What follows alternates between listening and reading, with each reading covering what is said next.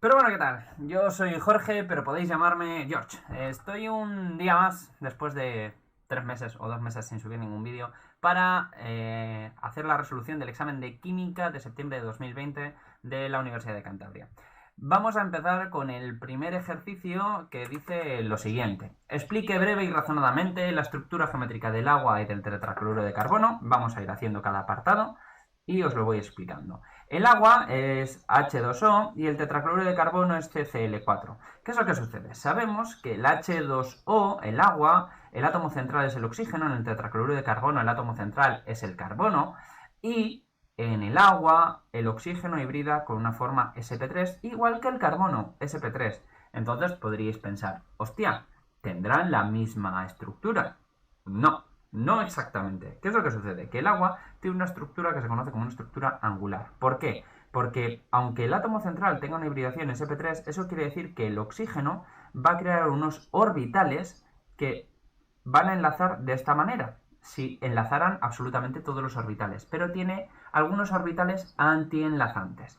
¿Por qué? Porque si vemos la configuración electrónica del oxígeno, el oxígeno es 1s2, 2s2, 2p4, es decir, por la regla de la multiplicidad de Hahn, sabemos que esto hibrida creando un orbital híbrido sp3, de esta manera.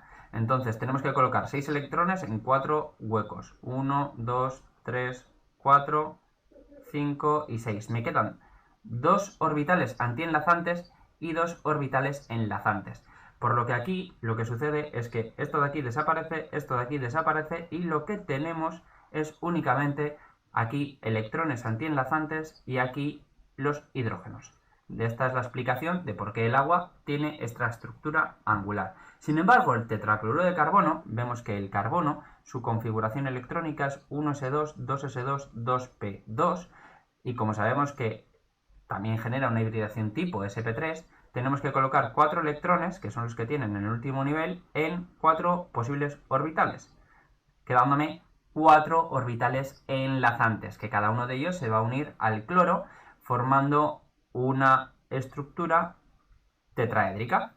Aquí tenemos cada uno de estos átomos de aquí abajo, es el cloro. Cuidado porque no está hecho con perspectiva, porque dibujo muy mal, pero vamos, es una pirámide de base triangular, para que os hagáis una idea. Y ya está, estas son las estructuras, tanto del agua como del tetracloruro de carbono. Siguiente pregunta, ¿por qué el agua disuelve los compuestos iónicos y el tetracloruro de carbono no? Bueno, aquí entra la frase mítica de lo polar disuelve lo polar y lo apolar disuelve lo apolar. ¿Qué es lo que está sucediendo? El agua, el H2O, es polar. El H2O es polar. ¿Por qué? Porque al tener estos electrones desapareados por aquí arriba, esto me genera un momento dipolar hacia arriba, ¿vale? Un momento dipolar, me da igual hacia dónde vaya, un momento dipolar que lo que va a hacer es que tenga polaridad esta molécula. Sin embargo, el tetracloruro de carbono, por geometría de la hibridación sp3, al no tener electrones desapareados, los momentos dipolares se van a anular por completo. Al anularse por completo los momentos dipolares, el tetracloruro de carbono será una molécula apolar. Entonces el CCl4 es apolar. ¿Qué sucede? Que me están diciendo, ¿por qué el agua disuelve los compuestos iónicos y el tetracloruro de carbono no? Porque los compuestos iónicos, en líneas generales, cuando yo los disocio en el agua, son compuestos muy polares, porque las electronegatividades, bueno, en líneas generales no, son compuestos muy polares. ¿Por qué? Porque las electronegatividades de los elementos por los que están formados son muy diferentes, por lo tanto los enlaces son superpolares, las moléculas son superpolares, ¿vale? ¿Por qué el BH2 no es polar y sí lo es el H2O? Vale, entonces el apartado C es el BeH2 y el H2O. El BeH2 es no polar o apolar y el H2O es polar. ¿Por qué el agua es polar? Ya os lo he explicado. ¿Qué es lo que sucede con el BeH2, el dihidruro de berilio? Que el berilio hibrida con una hibridación tipo sp. Si vemos la configuración electrónica del berilio, es 1s2, 2s2, ¿vale? Entonces lo que está haciendo es juntarse un orbital s con un orbital p del berilio, formándose un orbital tipo sp. Es decir, tenemos dos cajitas en los cuales tenemos que conseguir meter dos electrones que son dos orbitales enlazantes. Sabemos que la hibridación tipo SP me da una geometría lineal, por lo tanto, aunque el enlace pudiera ser polar, que de hecho será un poquito polar el enlace, la molécula es apolar. ¿Por qué? Porque lo que tira de un lado lo recoge del otro. Es decir, aquí habrá un pequeño momento dipolar, aquí habrá un momento dipolar, pero estos dos se anulan, luego el momento dipolar total es igual a cero, perdón, no distinto de cero. Es igual a cero. ¿Vale? Por eso el BH2 es apolar, sin embargo el H2O es polar.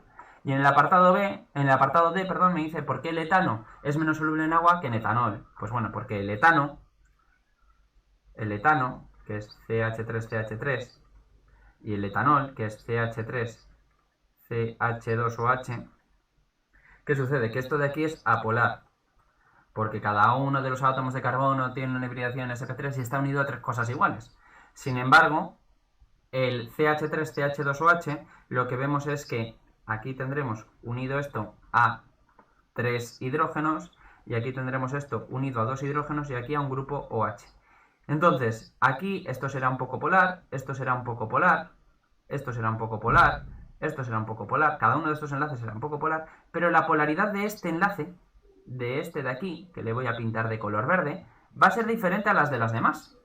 Al ser diferente esta polaridad a la de las demás, por geometría no se va a anular la polaridad total de la molécula. Luego, esta molécula será un poco polar. Al ser un poco polar, y teniendo en cuenta lo que hemos dicho antes, que lo polar disuelve lo polar y lo apolar disuelve lo apolar, lo que va a pasar es que el CH3CH2OH, es decir, el etanol, va a ser mucho más soluble que el CH3CH3, que el etano, porque el etano no es soluble en agua, o prácticamente no es soluble en agua. Tendríamos que jugárnosla mucho para decir que es soluble en agua. Ya está, primer ejercicio hecho. Para el ejercicio número 2, me dice, dadas las configuraciones electrónicas de los átomos A y B, explica cada una de las siguientes afirmaciones e indica si alguna de ellas es falsa.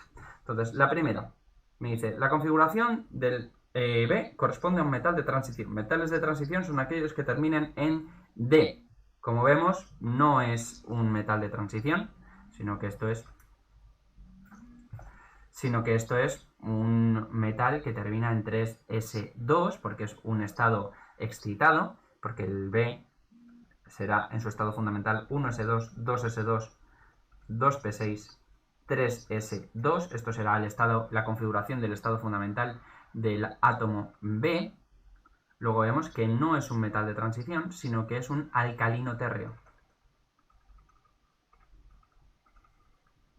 Acordaos que según miramos la tabla periódica,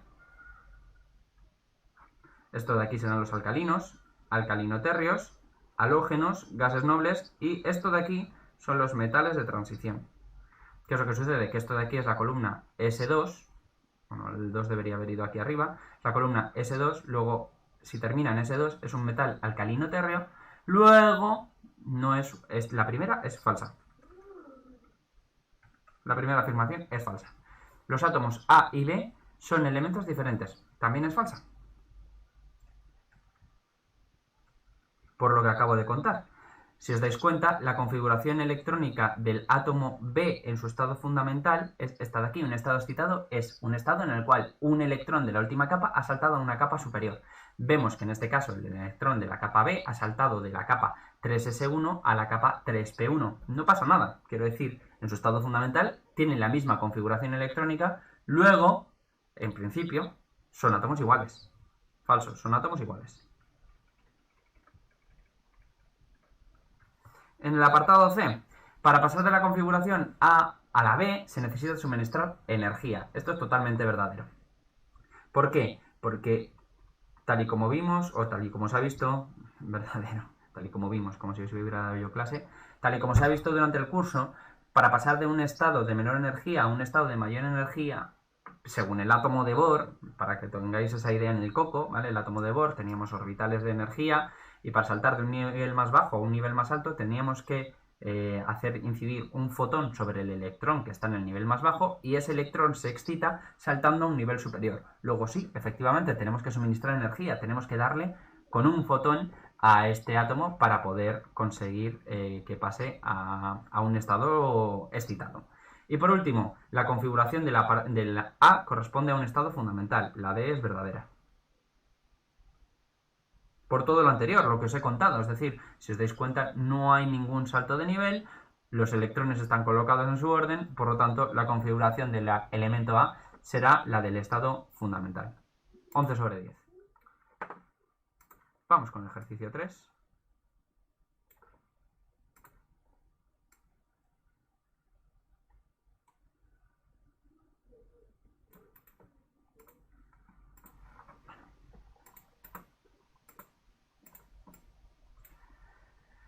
Entonces, en el ejercicio 3 me dicen, se preparan dos disoluciones, una con unos 61 gramos de ácido metanoico en agua hasta un volumen de 100 mililitros y otra de HCl con igual volumen y concentración. Calcula el grado de disociación del ácido metanoico, vale, el pH de las dos disoluciones y después temas de neutralización. Vamos con el apartado A. El grado de disociación del ácido metanoico.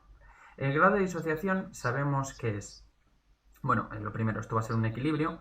Luego lo que vamos a tener es que el ácido metanoico, HCOOH más H2O, va a alcanzar un equilibrio en el cual aquí tendrá H3O más COO, HCOO menos. ¿Vale? Y este es el equilibrio. ¿Qué es lo que sucede? Que aquí lo que vamos a tener es una determinada concentración inicial que vamos a llamar X. Le vamos a restar una determinada I, aquí se formará una determinada I y aquí se formará una determinada I, y en el equilibrio lo que tendremos será X menos I e I. Esto es lo inicial, concentración inicial, esto es la variación, la concentración que varía, y esta es la concentración en el equilibrio. Esta X, ¿cómo la podemos calcular? Pues muy sencillo, me dicen los gramos que hay y el volumen. Entonces sabemos que la X va a ser igual al número de moles partido del volumen de disolución. El número de moles lo puedo calcular de manera muy sencilla sabiendo que es 1,61 gramos. Gramos arriba, gramos abajo, y lo quiero pasar a mol. ¿Vale? Un mol, ¿cuántos gramos son? Pues el ácido metanoico tiene un átomo de carbono, 2 de oxígeno y 2 de hidrógeno. 2 de hidrógeno, que son 2, más 32, 34, más 12, que son 48.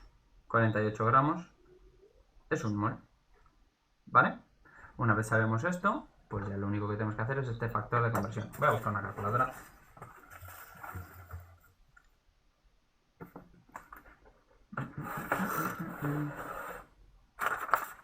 Pues nada, aquí se acaba la aventura del examen. Vamos a ver si lo puedo editar. Y lo terminaré después. Besos. ¡Caramba! Vamos con el ejercicio 3. En el ejercicio 3 nos dice lo siguiente, que se preparan dos disoluciones con 1,61 gramos de ácido metanoico, que vamos a ponerlo HAC, ¿vale? Ácido acético, que es más cómodo. Entonces, como este es un ácido débil, va a crear un equilibrio en el cual vamos a tener H3O más la parte del acetato menos. ¿Qué es lo que sucede? Que yo lo que tengo que hacer, como todo buen equilibrio, lo primero es saber cuál es la concentración inicial de ácido acético, cuánta concentración varía y cuál es la concentración en el equilibrio. Este es el esquema de cualquier tipo de ejercicio de equilibrio, entonces no tiene mayor complicación. La concentración inicial es igual al número de moles iniciales partido del volumen. El volumen me dice que son 100 mililitros, es decir, 0,1 litros, y el número de moles lo puedo calcular, porque me dice que tengo 1,61 gramos, gramos arriba, gramos abajo, a mol. Un mol son, en este caso, 46 gramos. Gramos y gramos se me van y me queda 0,035 moles. 0,035 moles de ácido acético, HAC, que es lo mismo que HCOH. Entonces esto me queda 0,035 entre 0,1, 0,35 molar. Esta es la concentración inicial. 0,35, de aquí no tendré nada y de aquí no tendré nada. Variaría quitándose X, formándose X y formándose X. Así que en el equilibrio tendremos 0,35 menos X, X y X. ¿Cómo calculamos esta X? Pues con la K sub A. La K sub A es igual a la concentración de H3O más por la concentración de AC menos partido de la concentración de HAC en el equilibrio, todo ello, es decir, X por X partido de 0,35 menos X. Y esto me lo dan como dato, es 1,8 por 10 a la menos 4. De aquí despejamos y me queda que X al cuadrado es igual a 1,8 por 10 a la menos 4 por 0,35 menos X. Y resolviendo esta ecuación de segundo grado, que la he resuelto directamente, me queda que X es 7,93 por 10 elevado a la menos 3. Y esto es número de moles partido de litro, ¿vale? La X es moles partido de litro. ¿Qué es lo que sucede? En el primer apartado me piden el grado de disociación.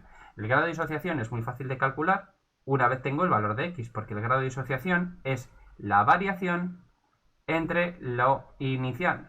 Es decir, cuánto ha desaparecido en función de lo que teníamos inicialmente. La variación es X, es decir, 7,93 por 10 elevado a la menos 3. Y lo inicial lo acabamos de calcular aquí, 0,35. 0,35. Y al dividir esto entre esto, me queda 0,0227. Si lo queremos poner en tanto por ciento, pues muy fácil, simplemente multiplicamos por 100 y me queda un 2,27%.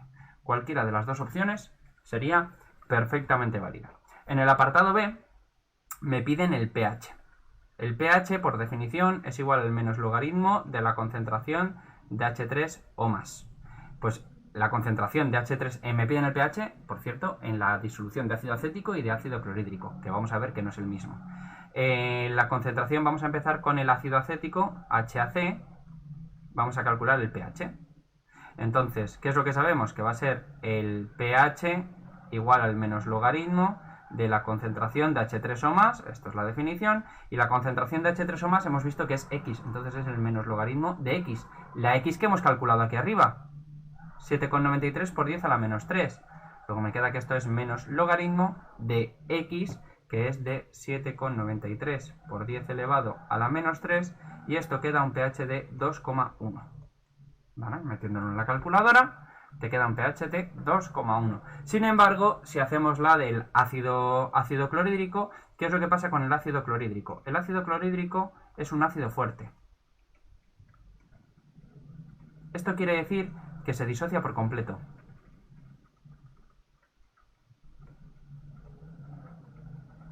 No va a formar un equilibrio como el ácido acético.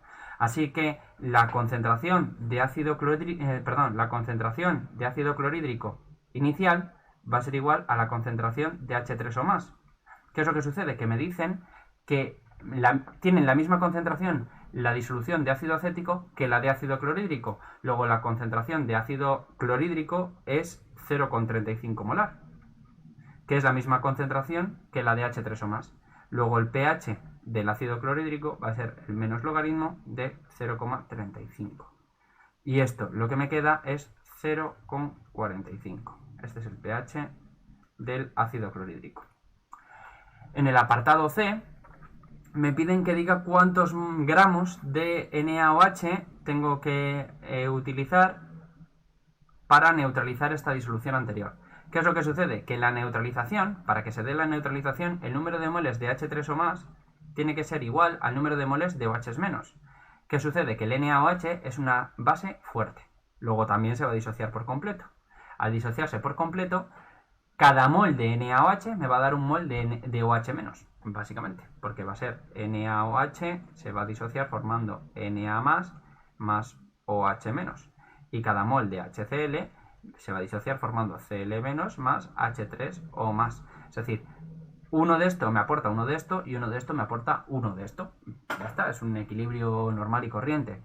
Yo puedo calcular el número de moles de H3O más. ¿Por qué? Porque tengo la concentración de H3O más. El número de moles de H3O más es 0,035, que tiene que ser igual al número de moles de OH menos. Al saber que el número de moles de H3O más tiene que ser igual al número de moles de OH menos, sabemos que el número de moles de OH menos es igual a la masa partido de la masa molar. Y me están preguntando la masa. ¿La masa a qué es igual? Al número de moles de OH menos por la masa molar. Número de moles de OH menos, 0,035. Masa molar, pues es NaOH. La masa molar del NaOH, el sodio son 23, el oxígeno son 16 y esto es 1, pues me quedan 40 gramos mol. Pues lo multiplico esto de aquí por 40 y me queda la masa, que es 1,4 gramos. Y por último, en el apartado D, para mí el más complicado de todos, dentro de que no es especialmente difícil, en el apartado D lo que me dicen es lo siguiente. Queremos que la disolución resultante tenga un pH de igual a 1. Por lo tanto, la concentración que va a quedar al final de H3 o más va a ser de 10 elevado a la menos 1, o lo que es lo mismo de 0,1 moles partido de litro. La concentración de H3 o más es igual al número de moles partido del volumen. Luego el número de moles que van a quedar, ¿vale? Vamos a llamarlo esto finales, ¿vale? El número de moles que van a quedar de H3 o más en la disolución va a ser igual a 0,01 moles, porque me dicen que el volumen no cambia en ningún caso. ¿Qué sucede? Que el número de moles iniciales que tengo de H3 o más menos el número de moles de OH menos que yo le añada tiene que ser igual al número de moles finales, porque acordaros que un mol de H3 o más se anula con un mol de OH menos. Así que, muy fácil, ¿no?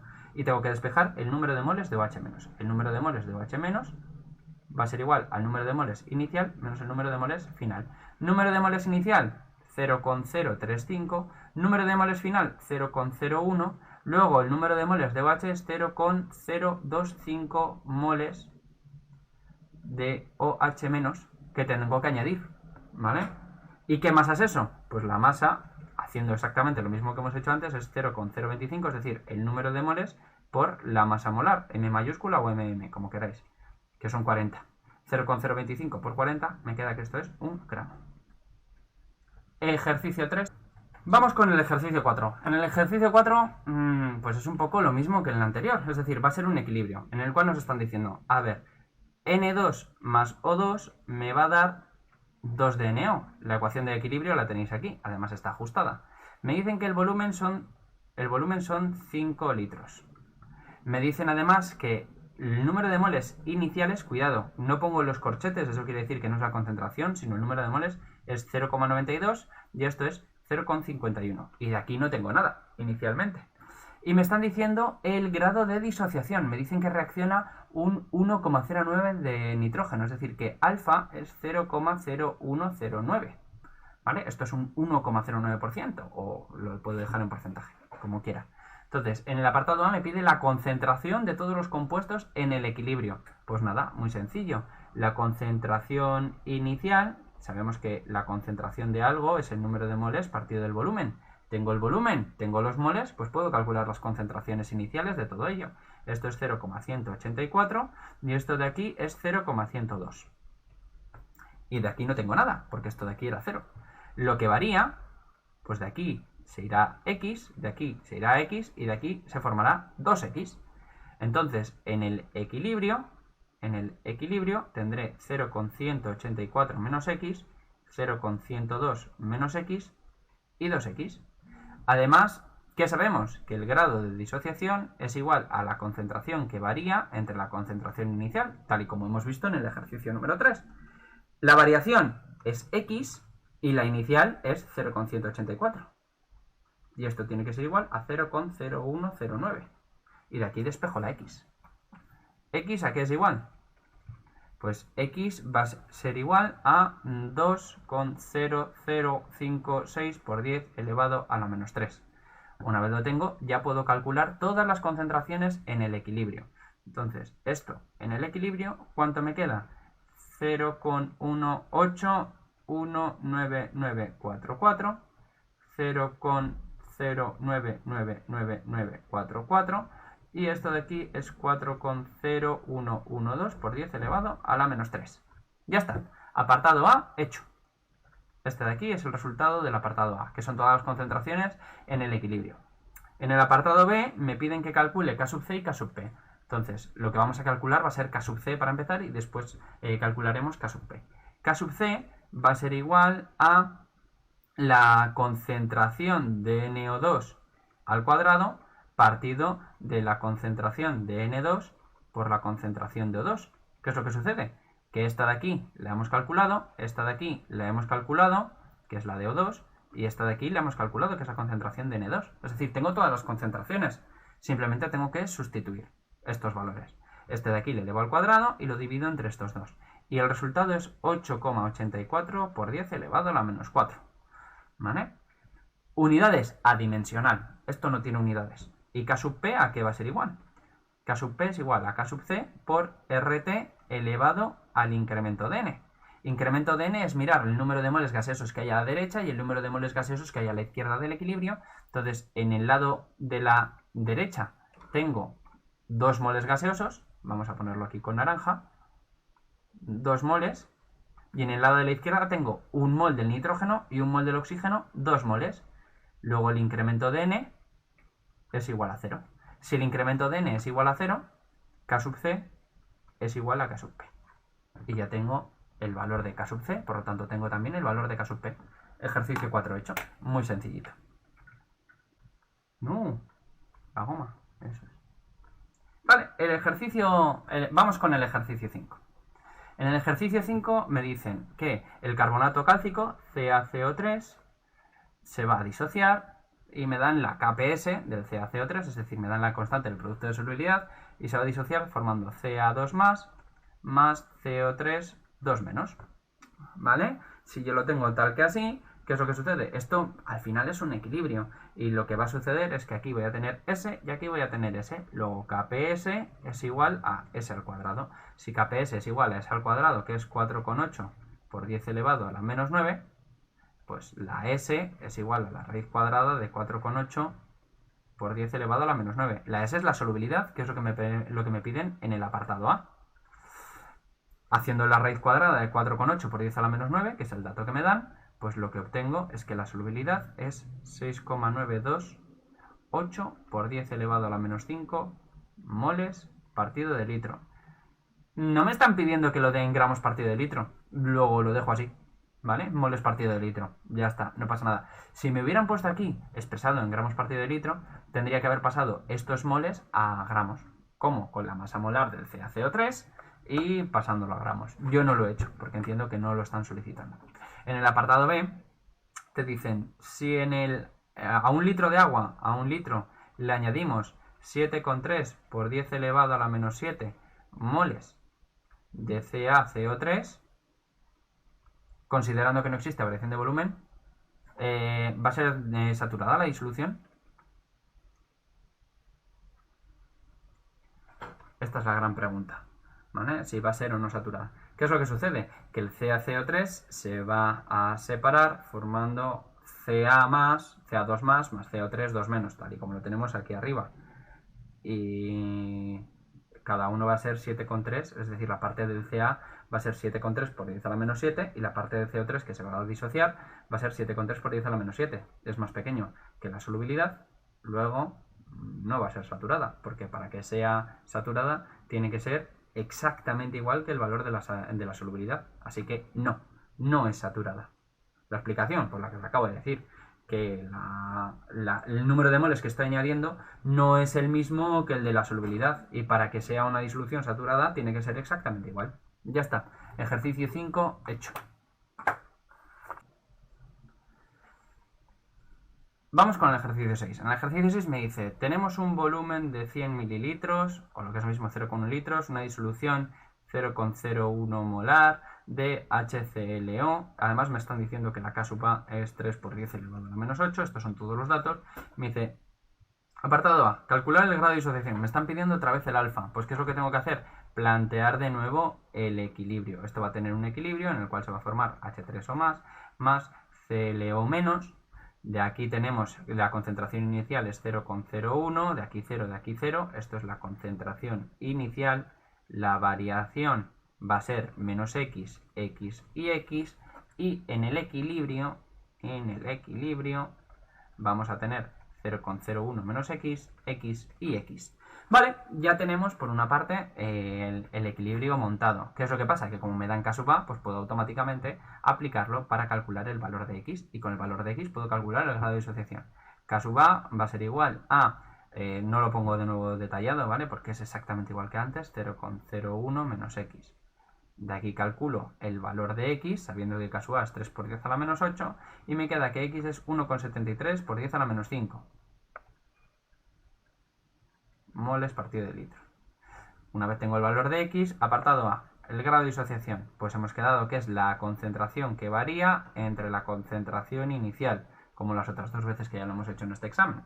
Concentración que varía 1,73 por 10 elevado a la menos 5, concentración inicial 0,01.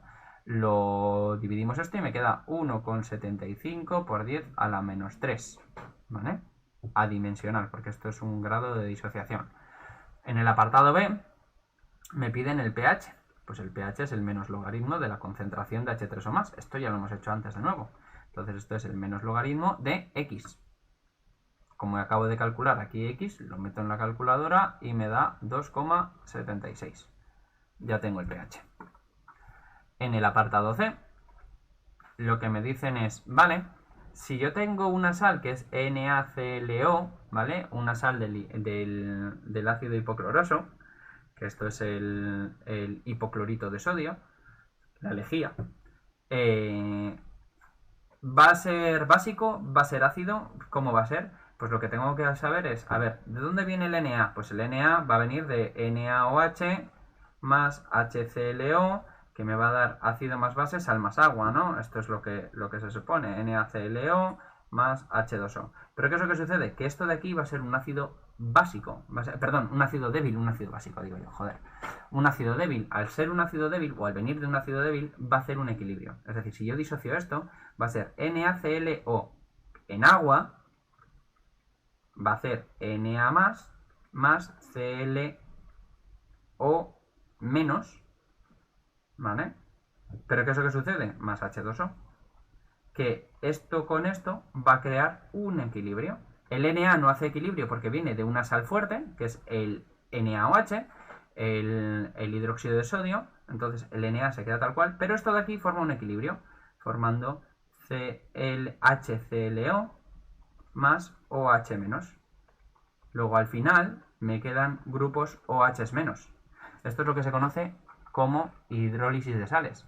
Al final me quedan grupos OH menos. Al quedarme grupos OH menos, lo que tengo es que esto va a tener un comportamiento básico, ¿vale?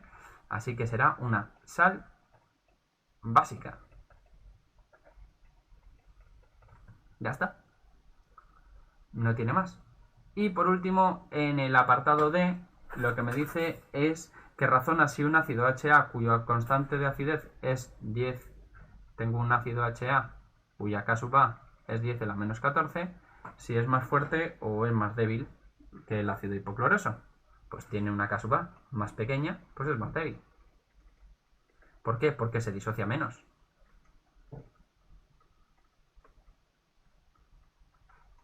Luego es mucho más débil este ácido que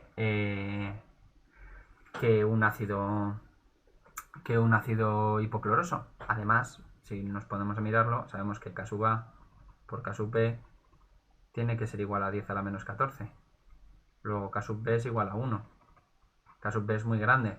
¿Qué quiere decir esto? Que va a ser una muy buena base. ¿Vale? Ya está. K sub B es 1, se ha disociado entero, 11 sobre 10, esto es una base de la hostia y es un ácido de mierda. Ya está. No tiene más. ¿Vale?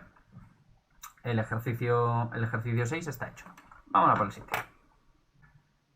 Vale, en el ejercicio 7 lo que tenemos es lo siguiente. Tenemos este equilibrio y me van a decir 4 situaciones en las cuales yo tengo que decir hacia dónde se modifica el equilibrio. Lo primero, vamos a definir el principio de Le Chatelier. El principio de Le Chatelier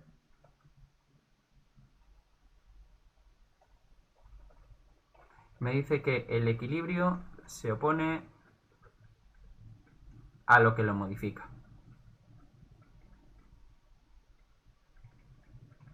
Es decir, el equilibrio es un niño pequeño. Si tú le dices vete para la derecha, el equilibrio se va para la izquierda. Es decir, que si haces algo por la parte de los reactivos, se va hacia los productos, o al revés, si haces algo por los productos, se va a los reactivos. Ya está. Eso es el principio de Le Chatelier explicado en 36 segundos. ¿Qué sucede? Que tenemos que tener en cuenta que esto solamente se aplica cuando tengo gases. Importante.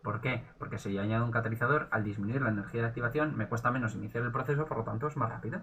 Es verdadera. Ya está. Ejercicio 8 hecho. En el ejercicio 9 me dicen que tenemos dicromato potásico en medio ácido y oxida a cloruro a cloro, reduciéndose a sal de cromo 3. ¿Qué es lo que sucede? Que me dice que ajuste la reacción iónica o la ecuación iónica. Para ello tengo que ionizar todo esto. Es decir, Cr2O7 2 menos, el 2K más Cl menos, para darme Cl2 más una sal de cromo 3, es decir, que va a ser Cr3 más otras cosas que no sé lo que son y ni me interesan. Lo único que me va a interesar va a ser esto de aquí y esto de aquí. Me dice además que el cloruro se oxida a cloro y que la parte del dicromato se reduce a sal de cromo 3, es decir, que Cr2O7 2 menos va a pasar a Cr3 y que Cl menos va a pasar a Cl2 y lo que tengo que hacer es ajustarlo.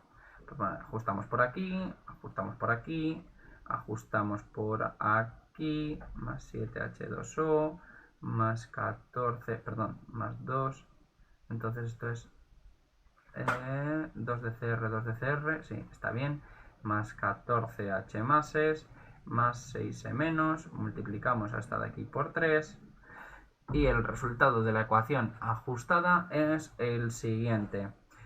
Cr2O7 menos 2 más 6 de Cl menos, los electrones con los electrones se me van, más 14H máses, que me dan un poco igual, que esto será el medio ácido, me va a dar 2 de Cr3 más 3 de Cl2 más 7H2O. Y este es el apartado A.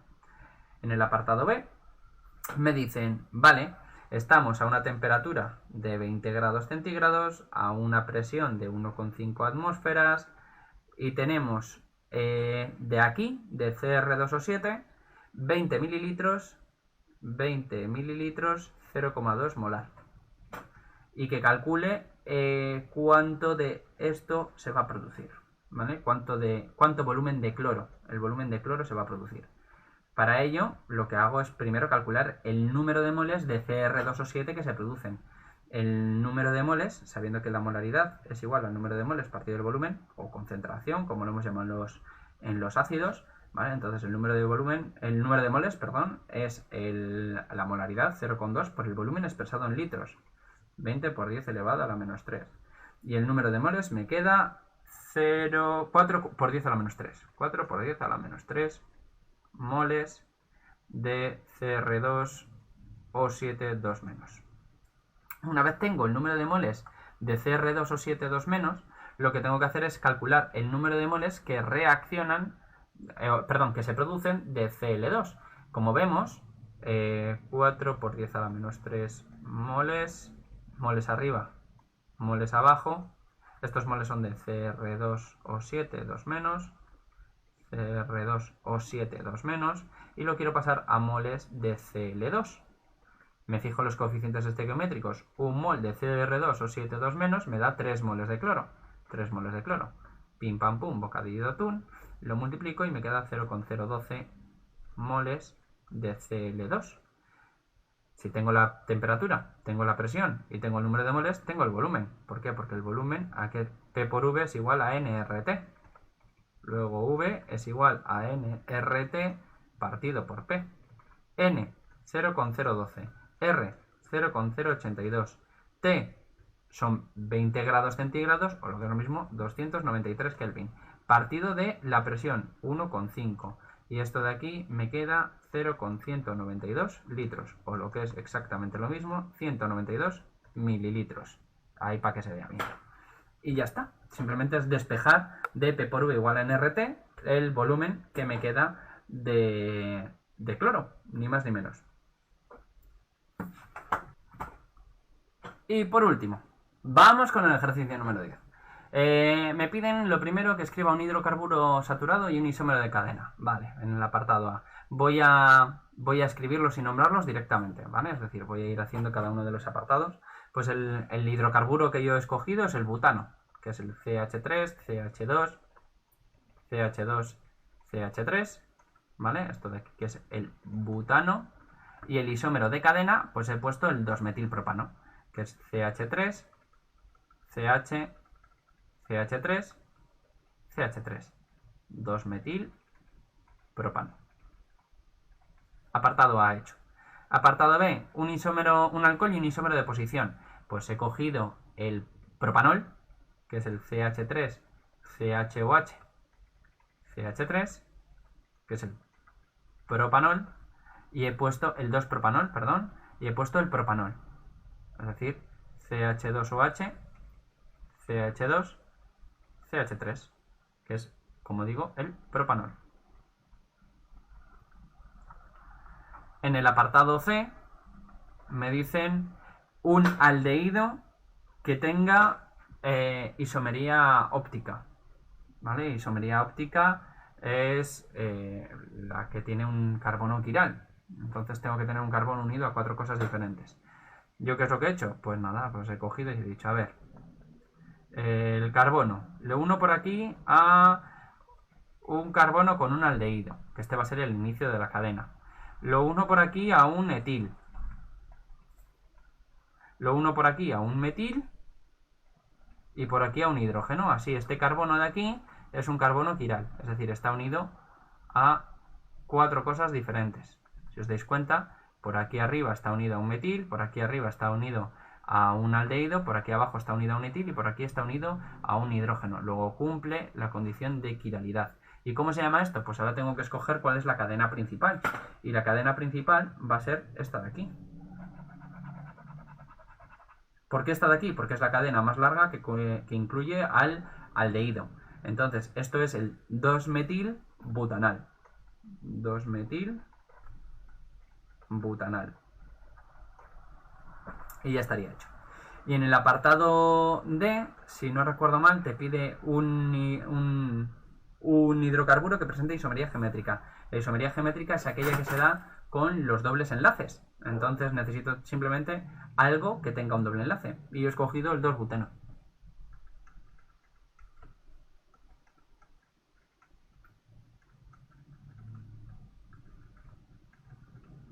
2-buteno. Cis-2-buteno. O como queráis llamar. El 2-buteno. 2-metilbutanal y 2-buteno. Y ya estaría. Este es el examen entero de química. Espero que os sirva de ayuda. Si tenéis cualquier pregunta, por supuesto, me podéis dejar todos los comentarios que queráis en la caja de comentarios, nunca mejor dicho. Y si os ha sido de utilidad, pues oye, compartidlo, esas cosas, pasadlo a la gente que creáis que puede serle útil. Intentaré seguir haciendo estas cosas y os leo. Muchas gracias a los que habéis aguantado hasta aquí y nos vemos pronto. Hasta ahora. Chao.